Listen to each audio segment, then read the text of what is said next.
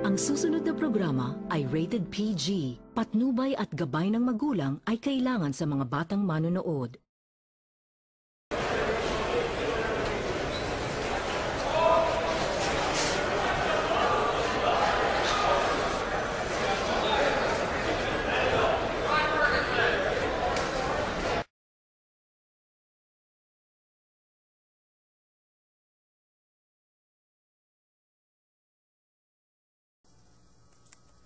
This is a story of how a group of people survived the Tohoku earthquake in Japan on March 11, 2011 with a shocking 9.03 magnitude and killed 15,844 people and destroyed 125,000 buildings. Thank you.